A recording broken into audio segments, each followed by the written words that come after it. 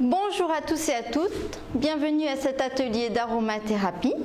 Donc je vais me présenter, je suis Valérie Rousseau, je suis thérapeute psychocorporelle et je pratique l'aromathérapie depuis plus de 20 ans. Je me suis formée en Angleterre pour cela. Et à Cassiopée, j'interviens dans cette discipline, l'utilisation des huiles essentielles, et également en réflexologie plantaire et en massage assis. Voilà, je travaille aujourd'hui en cabinet privé. Et en fait, mon approche, c'est d'associer les huiles essentielles dans tout ce que je fais, que ce soit de la sophrologie, de la relation d'aide, de l'hypnose, de l'accompagnement aussi en réflexologie. Voilà, ça devient un outil de support pour moi, les huiles essentielles, qui viennent s'associer à mes autres pratiques.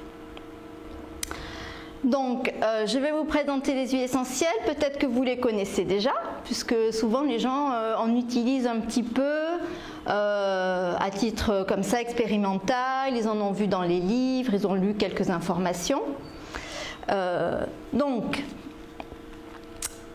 L'aromathérapie, ça démarre ici. Ça démarre avec une petite boîte comme ça, et à l'intérieur, il y a un flacon.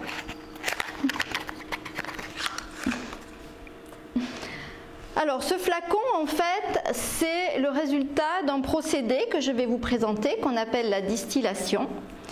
Et une huile essentielle, en fait, c'est un concentré de principes actifs.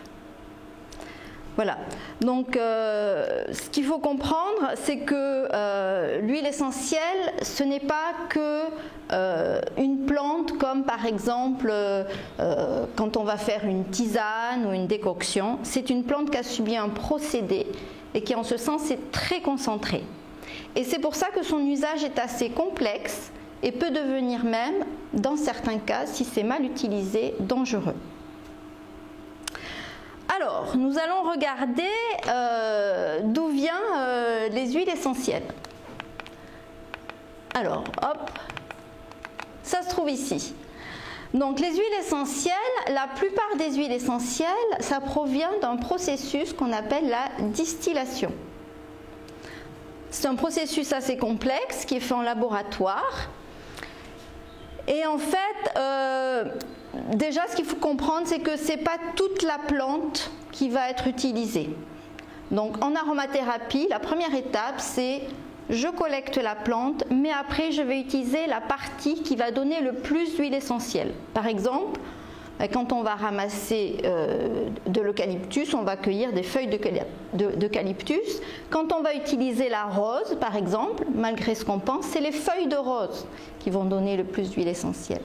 Donc, dans une plante, tout ne donne pas d'huile essentielle. Donc, on va ramasser la plante, puis après, on va trier. Et après, pour obtenir l'huile essentielle, on va déposer cette partie de plante, comme vous le voyez ici sur ce schéma. On va déposer cette partie de plante dans une grande cuve. Alors autrefois, de manière traditionnelle, ça se faisait avec du feu, un foyer. Aujourd'hui, on va utiliser un processus par la vapeur qui arrive par le haut. Et donc, qu'est-ce qui se passe? C'est qu'en fait, la plante, quand elle reçoit de la chaleur, elle va libérer ces molécules d'huile essentielle. C'est pour ça que si vous allez vous promener, par exemple, dans la forêt, il a plu de l'eau, il fait chaud, de la chaleur, vous allez pouvoir respirer des molécules d'huile essentielle très naturellement. Ce processus, en fait, c'est quelque chose qui existe à l'état naturel. Et que là, on reproduit, bien sûr, pour en avoir une forte concentration.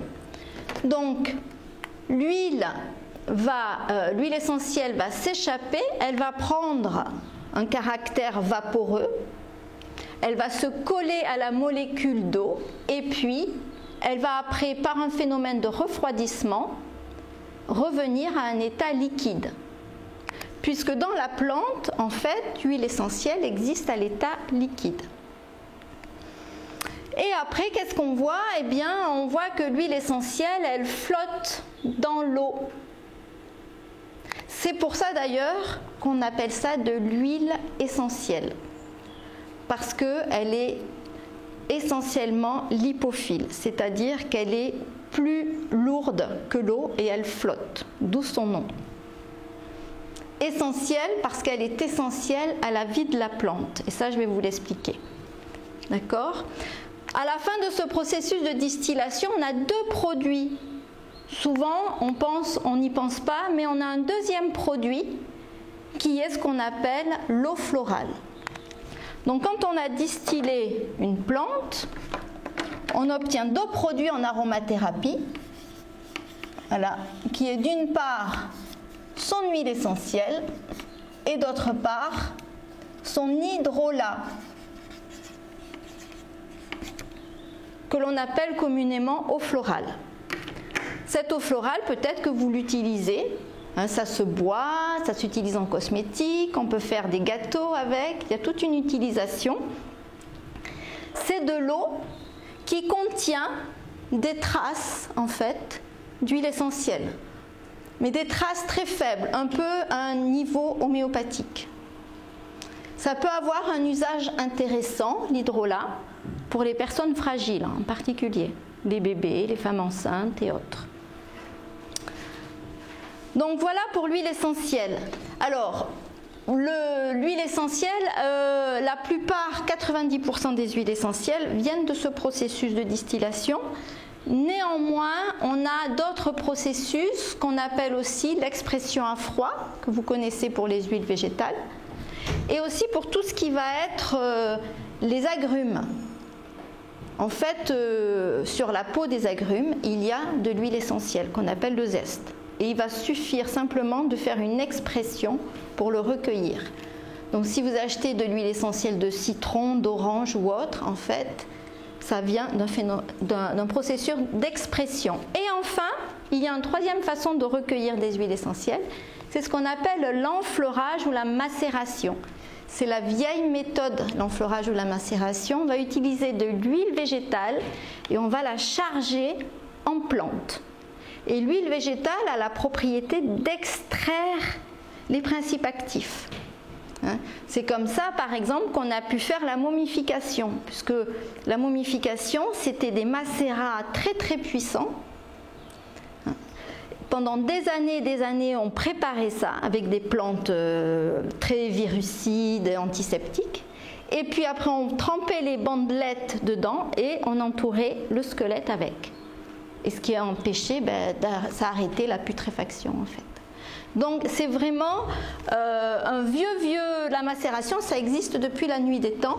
Et c'est ce qu'on utilise, la macération, pour les plantes, je dirais plutôt pour les fleurs très fragiles. L'iris, le lotus, la rose aussi. La rose peut être à la fois macérée et distillée. En fait, le jasmin. Il y a des fleurs qui sont très fragiles dans leur parfum et elles ne supportent pas la distillation. Et donc, on va utiliser l'enfleurage. Et c'est ce produit qu'on appelle après l'absolu, dont les parfumeurs se servent en fait pour créer leur parfum. Voilà. Donc ça, c'est pour vous expliquer d'où vient l'huile essentielle. D'accord ? Alors, l'huile essentielle, elle n'a pas été créée pour l'homme. J'aime bien rappeler cette petite anecdote. Elle a été créée pour la plante. Et ça, c'est important de s'en rappeler. Donc, qu'est-ce qu'elle signifie pour la plante, cette huile essentielle ?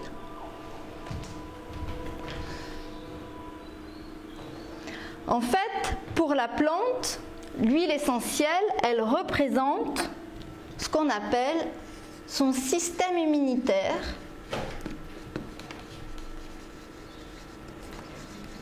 C'est-à-dire que c'est grâce à son huile essentielle que la plante assure sa survie. Puisque ce sont des principes actifs très puissants, donc si la plante est attaquée par un insecte, par un champignon, par quelque chose, elle va renforcer sa quantité d'huile essentielle, puisque la plante a la capacité de moduler sa quantité d'huile essentielle.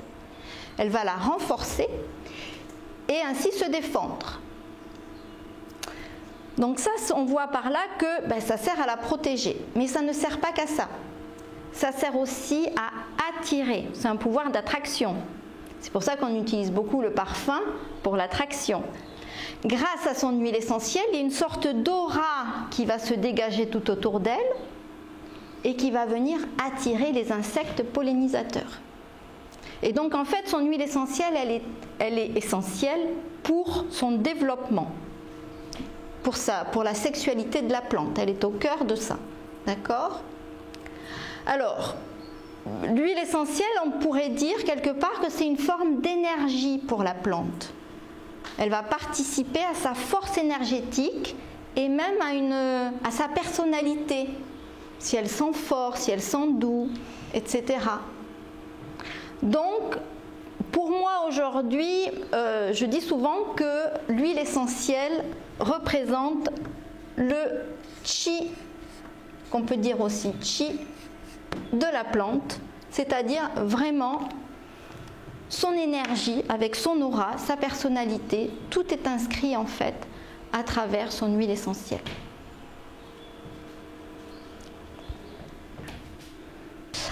Alors, maintenant nous allons parler de l'utilisation des huiles essentielles. On a beaucoup d'informations sur l'utilisation des huiles essentielles et je dirais que là-dessus il faut un petit peu s'en méfier parce que souvent les utilisations elles sont pensées pour une utilisation unique alors que si on est face à une problématique de santé ou psychologique il va falloir répéter et répéter l'utilisation. D'accord ? Donc dans les utilisations on distingue deux choses. Ce qu'on appelle les utilisations externes et les utilisations internes. Donc l'externe, le plus connu, c'est la diffusion. Globalement, on va dire que 90% des huiles essentielles peuvent être diffusées, mais attention, pas celles qui piquent. Une huile qui pique, par exemple la cannelle, la menthe, tout ce qui est un petit peu piquant pour les yeux, ça ne se diffuse pas. Voilà.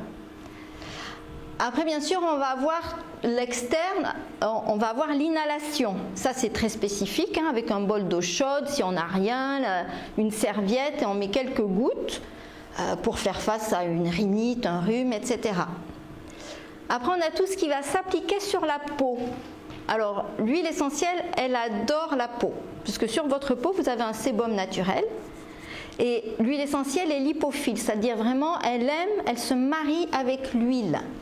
Donc, elle peut s'absorber directement sur la peau ou bien sûr à travers une crème ou une huile de massage en la diluant. Alors, je vois beaucoup passer sur les réseaux ou sur des blogs l'utilisation pure. Il faut faire très attention avec l'utilisation pure.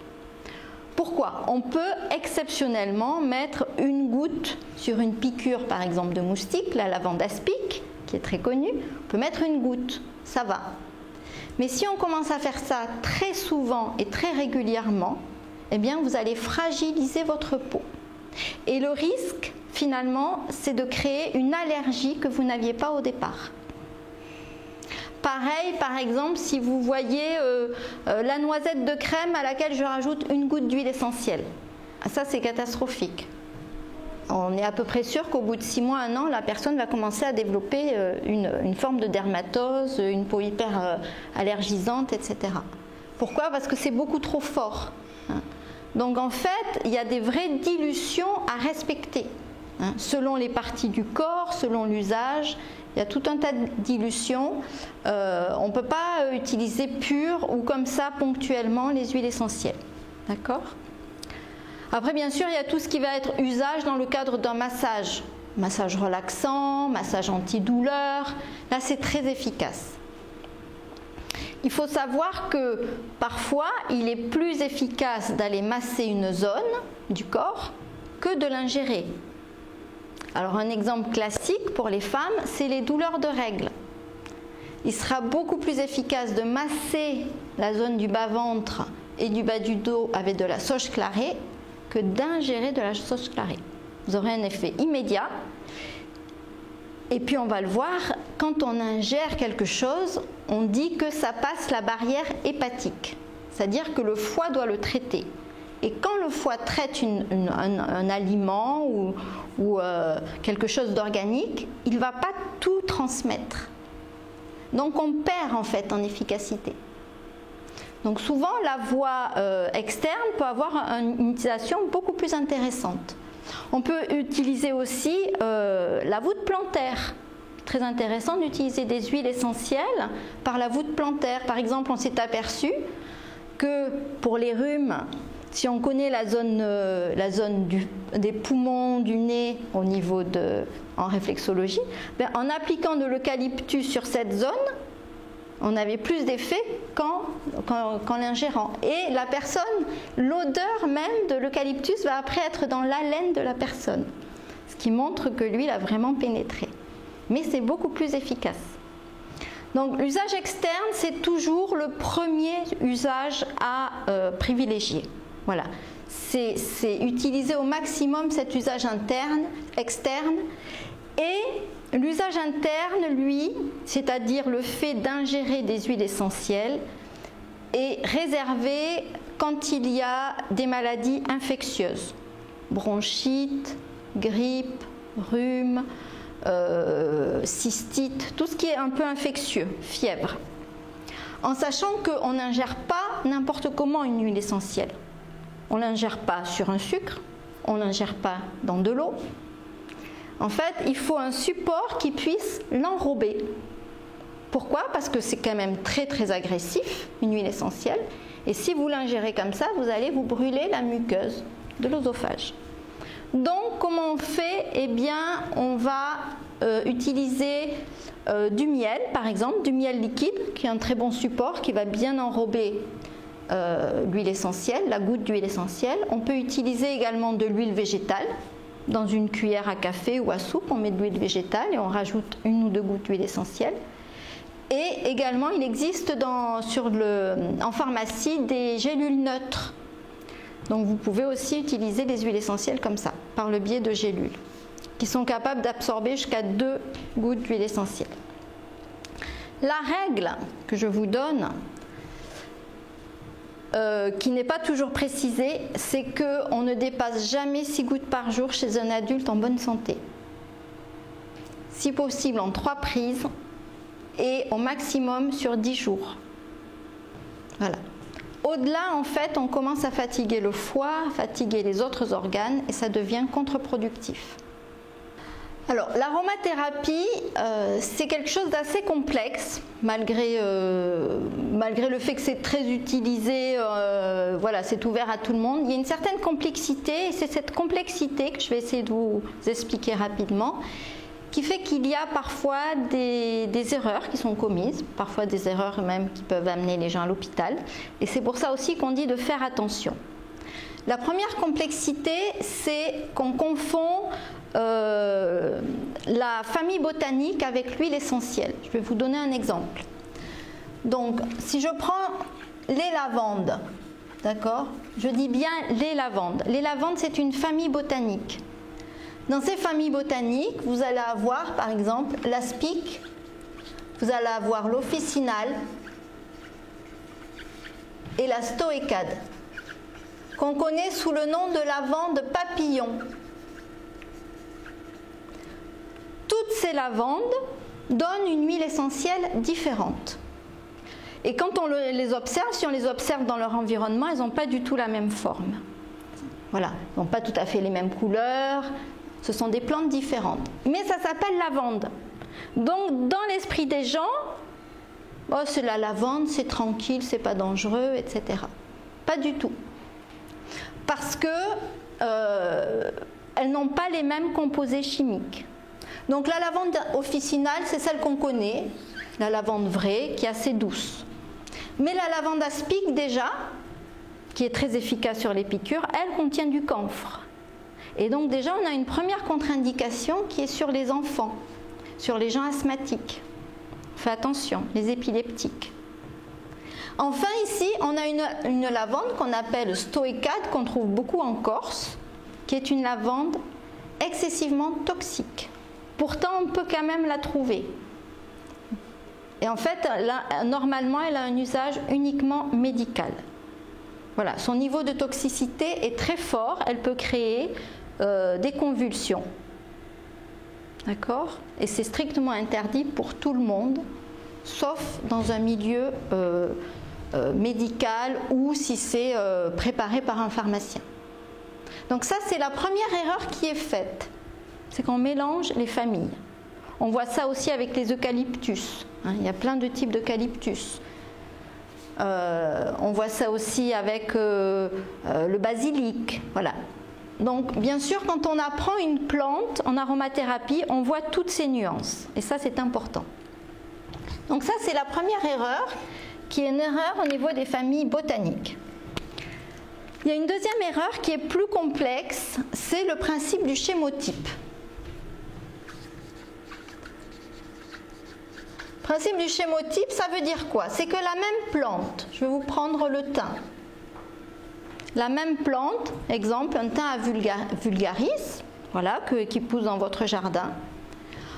Selon l'année, selon où il va pousser, c'est-à-dire il va pousser près de la mer ou en colline, en montagne, selon la quantité de soleil qu'il va recevoir cette année-là.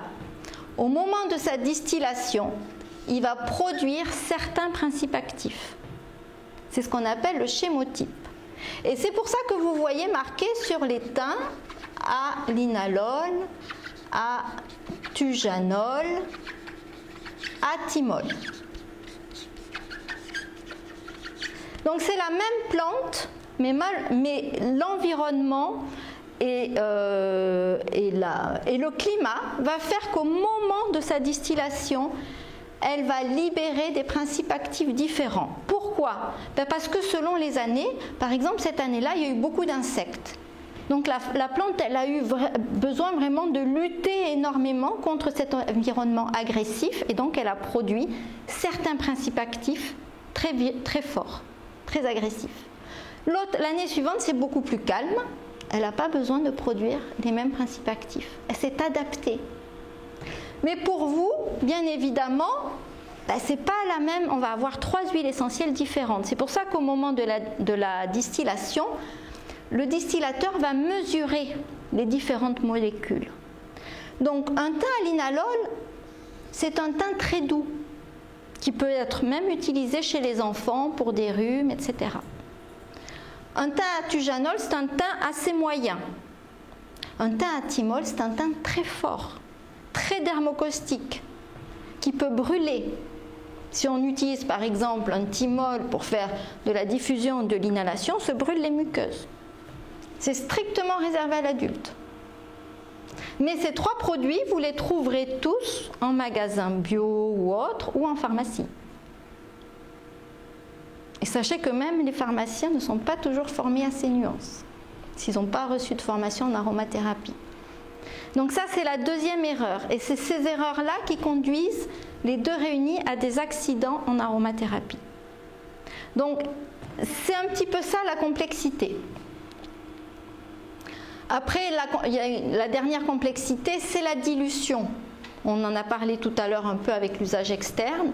Les gens ne savent pas toujours quel est le bon niveau de dilution. Combien de gouttes je peux mettre dans telle quantité d'huile végétale ou dans une crème, etc. Voilà. Ou voire trop d'absorption par la voie interne. Et tout ça peut entraîner finalement des effets négatifs. Ce qu'il faut savoir, c'est que les huiles essentielles, moi ça fait 22 ans que je les utilise, voilà. J'accompagne beaucoup de personnes avec, même des enfants et des femmes enceintes, puisqu'on peut s'en servir pour l'accouchement. Donc les huiles essentielles bien utilisées ne sont pas du tout dangereuses. Mais il faut savoir comment, pour quel public, c'est tout un... voilà, c'est bien les choisir et bien les utiliser, bien les diluer. Bien. Alors maintenant, je vais vous présenter cette formation. Donc cette formation, elle s'articule autour de 2 sessions qu'on a appelées AT1 et AT2. Pourquoi? Parce que tout d'abord, on va apprendre les bases et l'usage des huiles essentielles dans une approche physique, c'est-à-dire pour soigner les maux de ventre, les problèmes ORL, ce qui est assez facile finalement. Voilà. La deuxième session, AT2, c'est pour apprendre une utilisation plus subtile, par le parfum, tout ce qui va être psycho-émotionnel. et qui va particulièrement intéresser ceux qui font sophrologie, relations d'aide, hypnose. Voilà. D'où cette coupure entre la T1 et la T2. Alors, les objectifs, donc, maîtriser l'utilisation pratique de 40 huiles essentielles. Donc, on en voit à peu près 20 et 20. Pas tout à fait comme ça, mais 20 sur le premier, 20 sur le deuxième. Connaître les huiles essentielles qui permettent de gérer les problèmes ORL. On accentuera, bien sûr, on verra plusieurs problématiques de santé, mais on accentuera sur des recettes autour de l'ORL. En sachant qu'une fois que vous savez utiliser les huiles essentielles, pour un certain type de problème, vous êtes capable de le faire pour d'autres. Et en AT2, on verra les étapes psycho-émotionnelles. La dépression, le manque de motivation, l'absence d'appétit, voilà, le trouble du sommeil, etc. Enfin, on verra comment appliquer les huiles essentielles, que ce soit dans le massage, le cosmétique, soin de la peau, la beauté des cheveux, etc. Et on fera même un parfum. Alors, avant de démarrer, vous aurez une petite capsule e-learning pour vous mettre l'eau à la bouche, pour vous commencer un petit peu à vous former, en tout cas à vous intéresser aux huiles essentielles. Et bien sûr, au début, on verra le b.a.-ba, un petit peu ce qu'on a fait là, mais bien sûr beaucoup plus développé. Donc l'utilisation des huiles essentielles dans le temps, on va commencer bien sûr avec la momification jusqu'à nos jours. Les méthodes de fabrication, à quoi sert une huile essentielle, que ce soit pour les insectes, pour l'environnement, pour nous, comment ça fonctionne exactement, au niveau, comment ça pénètre dans la peau, comment ça va travailler sur nos hormones, nos enzymes, etc., au niveau du corps.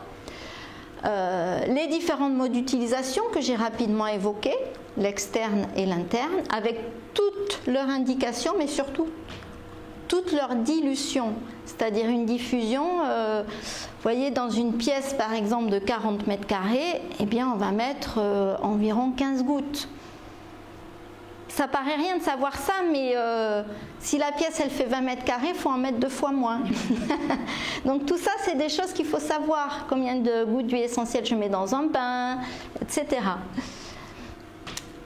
On fera des dégustations olfactives. Alors c'est quoi une dégustation olfactive? Eh bien c'est apprendre à sentir une huile essentielle. Apprendre à ressentir son parfum, qu'est-ce qu'il nous fait, mais aussi derrière le parfum, commencer à prendre conscience de ses principes actifs. Voilà. Et puis après, bien sûr, il y aura comment utiliser les huiles essentielles quand on a des problèmes ORL, des otites, des rhinites, que ce soit des maladies chroniques ou aiguës, on verra ça. En sachant que l'aromathérapie, ce n'est pas l'usage d'une huile essentielle. Le secret de l'aromathérapie, c'est savoir faire des mariages. Et c'est ça la grande particularité aussi, c'est que l'huile essentielle, elle a déjà elle-même comporte beaucoup de molécules chimiques, mais il va falloir apprendre à les marier avec les autres. Et on va s'apercevoir qu'il y a des huiles qui se marient bien ensemble et d'autres pas. Un peu comme les individus. Il y a des individus, ils fonctionnent bien ensemble et d'autres pas. Ben, ça va être pareil.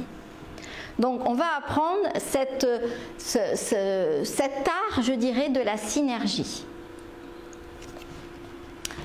Voilà, on verra environ une vingtaine d'huiles essentielles. Et puis chacune va préparer ses petits mélanges.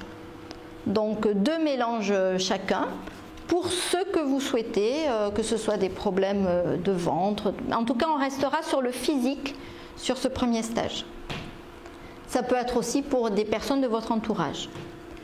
Et puis après, on se revoit à peu près 6 semaines plus tard. Et là, on passe à la partie un peu plus subtile, un peu plus complexe. On sort un petit peu de la molécule chimique, physique, pour aller vers ce parfum, vers cette vibration énergétique qu'est la plante, et voir comment elle nous influence dans nos comportements, dans nos pensées, dans nos ressentis. Donc bien sûr, je vais vous parler du système olfactif, comment il fonctionne, comment ce système olfactif influence notre cerveau limbique et notre cerveau émotionnel. Et puis comment on les utilise, ces huiles essentielles. Je vous montre, dans le cours aussi, je cite des études. Il y a des pays qui se sont beaucoup penchés sur les huiles essentielles. Il y a Madagascar, bien sûr. Il y a, aux États-Unis, il y a eu pas mal d'études. En Europe aussi, en Allemagne, il y a eu pas mal d'études qui ont été faites justement sur ces utilisations face à des gens qui avaient parfois certains types de souffrances psychologiques. On élabore ensemble une trousse familiale d'urgence. Alors, comment je fonctionne, que ce soit pour, je ne vous l'avais pas dit, mais pour l'ORL ou là pour la trousse familiale, en fait, on constitue des petits groupes, alors selon la taille du groupe, 2, 3, 4 personnes, et vous élaborez ensemble les recettes. Et après, on corrige ensemble, on partage ce qui a été trouvé. Alors là, pour la trousse familiale d'urgence, on va réaliser 4 voyages parce qu'en fait on ne réalise pas la même trousse si on part avec des enfants, sans enfants, si on part l'hiver ou l'été, si on va à la montagne ou à la mer. Il va falloir l'adapter selon la situation. Quelques règles d'utilisation selon certaines pratiques. C'est du massage, c'est de la sophro, etc. On l'intégrera à vos pratiques, puisque la plupart ici, vous suivez déjà d'autres, ou vous allez suivre d'autres cursus. Et à nouveau, création de mélanges aromatiques. On voit, en plus d'une vingtaine d'huiles essentielles, cette fois-ci, on voit aussi des huiles végétales. Alors celles qu'on utilise pour le corps, mais aussi celles qu'on va utiliser pour la beauté du visage et la beauté des cheveux. Les hydrolats, comment utiliser les hydrolats? C'est quelque chose qui est peu abordé, mais en fait on peut faire des associations très intéressantes entre la voie interne en ingérant, en buvant des hydrolats, donc des eaux florales, et la voie externe avec les huiles essentielles. Et puis la création de parfums naturels à base d'huiles essentielles. Voilà, chacun crée son propre parfum. Alors, l'évaluation de fin de formation, ce sera en fait 2 devoirs que vous ferez chez vous. Ce ne sera pas une évaluation sur table, à Cassiopée. Voilà, c'est 2 devoirs. Un qui se rapportera plutôt à ce qu'on a appris en AT1, l'autre en AT2, où vous allez devoir élaborer vos propres recettes. Et moi, je vais vérifier si ces recettes, elles sont valables, elles sont respectueuses du cadre de sécurité que j'ai fixé et elles sont efficaces. Voilà, et bien sûr, durant tout, que ce soit après la T1 et après la T2, c'est pas précisé là, mais vous aurez des capsules qui vous aident à réviser, à approfondir, etc. Et 1 mois plus tard à peu près, on se revoit dans le cadre d'une classe virtuelle pour voir comment c'est pour vous cette pratique des huiles essentielles. Est-ce que vous avez réussi à la mettre en place, à l'utiliser, que ce soit chez vous ou à titre professionnel. Voilà pour cette formation. Alors, ce que je vais vous proposer, c'est de télécharger cette feuille qui a été mise avec la vidéo. Voilà, de faire une pause. Et si vous avez une de ces huiles, donc il y a un certain nombre d'huiles qui vous est proposé, vous allez les sentir. Alors, pour sentir une huile essentielle, on ne sent pas sur le flacon. On prend son flacon, on ouvre et on sent à partir du bouchon. Et on laisse le bouchon au moins à 10 cm de distance du nez. Pourquoi? Parce que sinon on sature très très vite son système olfactif et au bout d'un moment on ne sent plus rien. Donc on laisse le temps à la molécule, qui est très volatile, d'arriver jusqu'à votre nez et votre nez à ce moment-là va avoir l'information. D'accord? Donc on sent l'huile. Et là, on se demande qu'est-ce que ça nous fait. Alors moi, je vous propose, est-ce que ça me calme, est-ce que ça m'équilibre, ou au contraire, est-ce que ça me stimule? Ça, c'est au niveau de votre système nerveux. Vous allez réfléchir à ça. Après, est-ce que c'est une huile, celle que vous avez en main, est-ce que c'est une huile qui est aphrodisiaque? Peut-être que vous le savez, on ne le sent pas tout de suite, mais souvent, c'est des odeurs assez chaudes, assez musquées, qui vont être plus aphrodisiaques. Après, est-ce que c'est une huile qui aide à lâcher prise? Vous sentez que ça vous... Voilà, vous vous laissez aller, ça pourrait vous endormir même peut-être. Au contraire, une huile qui va vous stimuler, qui va vous apporter de la joie.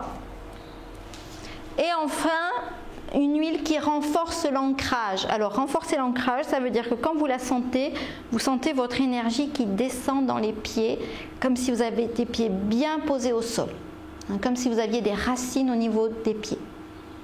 Donc vous allez le faire, vous pouvez le faire pour 1, 2, 3, 4 huiles essentielles. 4 c'est bien, ça suffit. Et puis après on se retrouve.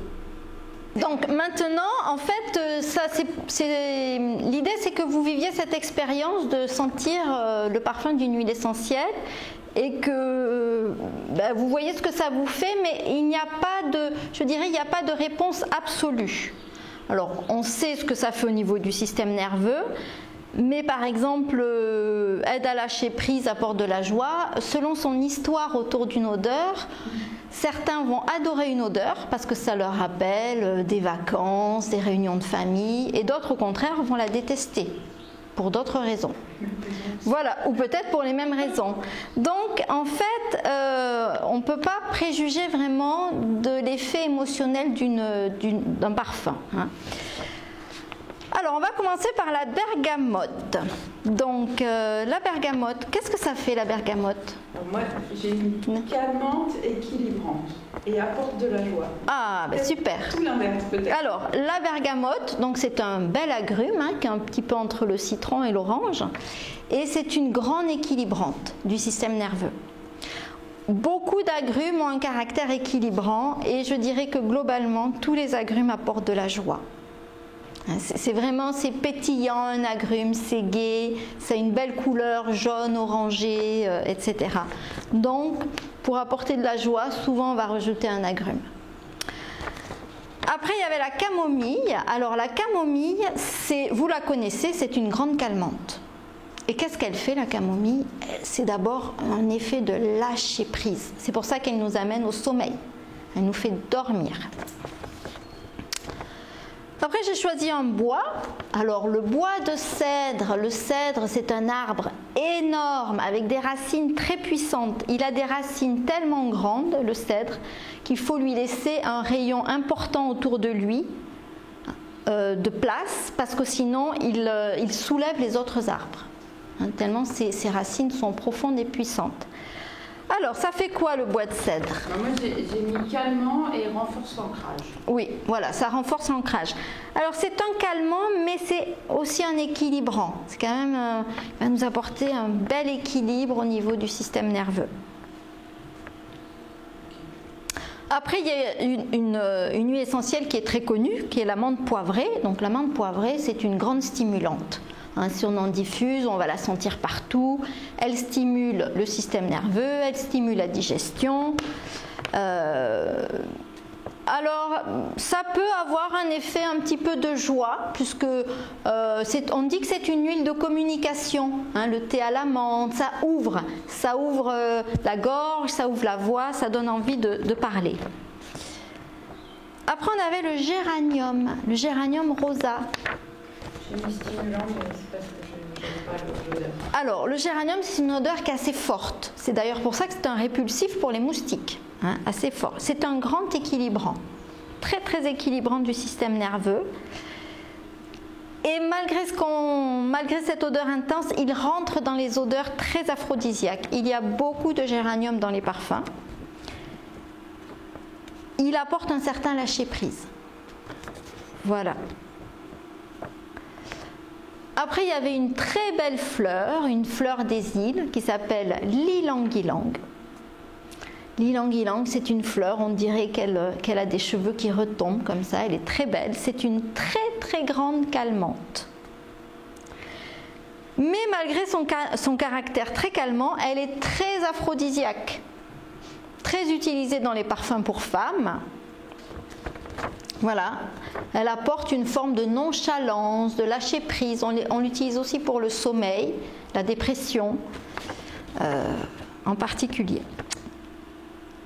Alors, une autre odeur connue en cuisine en particulier, le basilic. Hein. Le basilic doux, c'est un grand équilibrant. à nouveau. Beaucoup d'huiles sont équilibrantes en fait. Et le basilic, ça aide à lâcher prise en général. On va l'utiliser beaucoup pour tout ce qui va être trouble digestif. Surtout quand ils sont liés à un problème de stress, d'anxiété qui crée des troubles digestifs.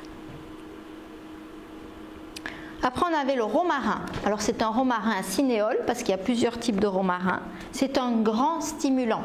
Le romarin, c'est la plante de la terre qui apporte de la force. Ça va renforcer l'ancrage. Une huile très connue, le citron.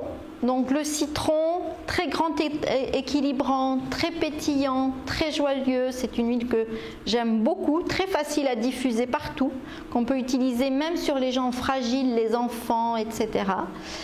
Et ça apporte de la joie. C'est très vivifiant.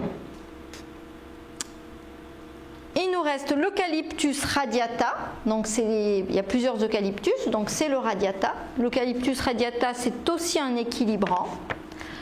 Il n'a pas trop d'effet au niveau psycho-émotionnel. L'eucalyptus radiata est surtout utilisé pour tout ce qui est rhume. En général, c'est un bon expectorant. Après, on avait la lavande. Alors là, la lavande très connue. La lavande, c'est comment? Moi, j'ai mis stimulante. Et apporte de la joie, mais c'est peut-être pas ça. Alors, c'est peut-être parce que c'est ce moment de la journée, parce que la lavande, elle rentre dans les calmantes. C'est plutôt une calmante, mais pourquoi pas? Pourquoi pas? Ça dépend dans l'état où... Si on est fatigué, alors ce qu'il faut comprendre, c'est qu'une huile essentielle est adaptogène. Ça veut dire quoi? Si on est fatigué, elle peut nous remonter. Si au contraire on est très énervé, elle peut nous calmer. Mais la lavande en général, enfin la lavande vraie, officinale ou fine, rentre dans les calmantes, elle va aider à lâcher prise. Voilà. Et le dernier, c'est le thym, c'est un thym doux, le thym à linalol, c'est surtout une huile stimulante, le thym, tous les thym sont stimulants. Et les thym ne sont pas utilisés pour une approche psycho-émotionnelle, ce sont des grands anti-infectieux. Voilà, c'est utilisé en tant que virucide et germicide. Voilà, on a terminé cette présentation des huiles essentielles. J'espère que ça vous a intéressé et j'espère vous voir à la formation. Au revoir.